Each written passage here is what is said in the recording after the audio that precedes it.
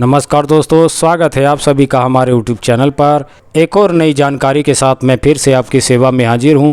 तो आज की वीडियो में हम चर्चा करने वाले हैं बिम्बी के विषय में, और इसे कई और अन्य नामों से जाना और पहचाना जाता है, जैसे कि बिम्बी, कंदूरी, कुनली, कुनरी, कुंदरू, बिम्बा आदि नामों से इसे हिंदी भाषीय क्षेत्रों में जाना और पहचाना जाता है। और इसे बंगाली में बिम्बू, नेपाली में इसे कुंदी, और पंजाबी में इसे घोल कहते हैं, और मराठी में इसे तोंदली कहते हैं। और इसकी बात करें तो इसकी लता बहुतायत में फैलने वाली होती है, और यह भारत के सभी राज्यों में इसे देखा जा सकता है। इसकी लता अन्य पेड़ों पर चढ़कर फैलने वाली होती है। इसके फल परवल की तरह दिखते हैं और पकने पर लाल सुर्ख हो जाते हैं। इसके फल को पक्षी और गिलहरियाँ खाती हैं। आयुर्वेद के कई निघंटुओं में इसका वर्णन प्राप्त होता है। तो चलिए दोस्तों, बात करते हैं इसमें पाए जाने वाले रासायनिक तत्वों के विषय में। तो इसके पके फल में टेरेक्सारॉल, कैरोटीन, सिटोस्टेरॉल, ग्लूकोसाइड्स, स्टार्च, शर्करा, वसा आदि पाए जाते हैं। तो चलिए जानते हैं इसके गुणों के विषय में भी। इसका फल शीतल, मधुर, स्तंभक, भारी, पित्त, वात शामक और ये विबंध कारक और रुचिकारक होता है। तो चलिए दोस्तों, अब बात करते हैं इसके गुणों के लाभ लेने के विषय में। तो सबसे पहले मैं कान के दर्द के विषय में कहना चाहूँगा। तो आप बिम्बी के पौधे का रस निकाल करके और इसमें सरसों का तेल मिलाकर आप 1-2 बूंद की मात्रा में कान में डालते हैं, तो इसको डालने से जो कान का दर्द होता है वह मिट जाता है। तो चलिए अब बात करते हैं मुंह पकने की शिकायत में, जैसे कि जीभ पक जाती है और उस पर छाले पड़ जाते हैं। तो आप बिम्बी के हरे फल को लेकर इसको चूसते हैं, तो इसके चूसने से जो जीभ पर पड़े छाले होते हैं, इसके चूसने से वह ठीक हो जाते हैं। तो चलिए दोस्तों, अब बात करते हैं पेट के कीड़ों के विषय में। तो पेट के कीड़े की शिकायत हो जाने पर आप इसके कल्क को ले करके और घी में इसे पका लें, और पकाते हुए जब घी शेष मात्र बचे तो इसे उतार कर इसे छान करके आप 5 ग्राम की मात्रा में आप इसका सेवन करते हैं, तो इसके सेवन करने से जो पेट के कीड़े होते हैं वह मिट जाते हैं। तो चलिए आगे बढ़ते हुए बात करते हैं मधुमेह के विषय में।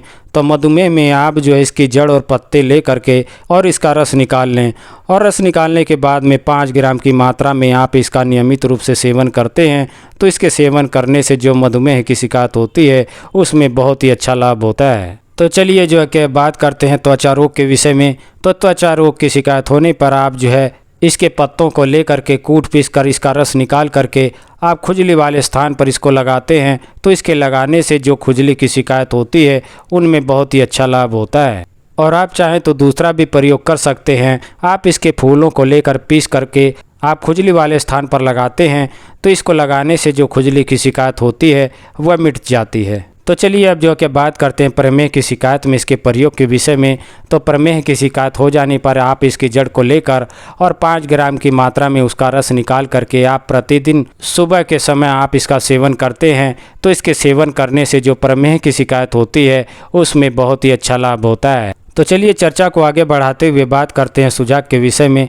तो सुजाक की शिकायत हो जाने पर आप इसके पत्तों को लेकर के कूट पीस कर इसका रस निकाल लें, और इसका रस निकाल करके आप 5 ग्राम की मात्रा में इसका सुबह शाम सेवन करवाते हैं, तो इसके सेवन करवाने से जो सुजाक की शिकायत होती है वह दूर होती है। तो चलिए अब बात करते हैं घाव के विषय में। तो किसी भी प्रकार से अगर घाव लग गया हो तो आप इसके पत्तों को लेकर और घी के साथ इसे पीस कर आप घाव पर इसे लगा करके बांधते हैं, तो इसके बांधने से जो घाव की शिकायत होती है वह दूर होती है और घाव जल्दी भर जाता है। तो चलिए अब बात करते हैं बुखार के विषय में। तो बुखार की शिकायत होने पर आप इसकी जड़ को लेकर तथा पत्तों को भी ले लें और इन्हें पीस करके इनसे कि रस निकाल लें, और इसका जो रस निकला हुआ होता है उसे आप शरीर पर इसका लेप करते हैं, तो इसके लेप करने से जो बुखार की शिकायत होती है वह दूर होती है। तो चलिए अब बात करते हैं आम वात की शिकायत होने पर इसके प्रयोग के विषय में।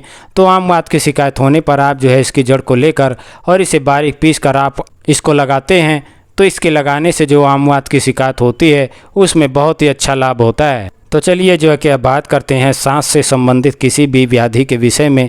तो सांस की नली हो तो उसमें या सूजन हो गई हो या सांस लेने में कोई दिक्कत या परेशानी होती है, तो उसमें चाहें तो आप इसका प्रयोग कर सकते हैं। आप इसके पत्ते को और बेल को ले करके छाया में सुखा लें। छाया में सुखाने के बाद में इसे थोड़ा सा दरदरा कूट लें।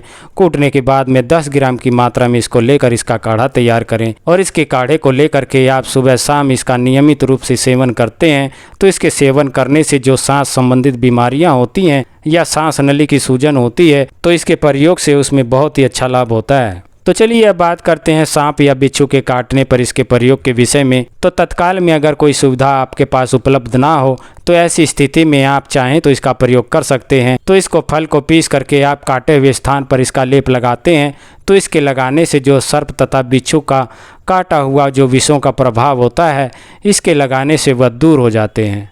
तो आशा करता हूं कि मेरा ये वीडियो आपको पसंद आया होगा। मेरा ये वीडियो आपको पसंद आए तो कृपया करके इसे लाइक, शेयर और सब्सक्राइब करना ना भूलें। साथ ही बेल आइकन को भी प्रेस कर लें ताकि आने वाली हर वीडियो आप तक पहुंचती रहे। तो आपकी स्वास्थ्य की कामना के साथ अब मैं आपसे विदा चाहूँगा। नमस्कार, जय हिंद, जय भारत।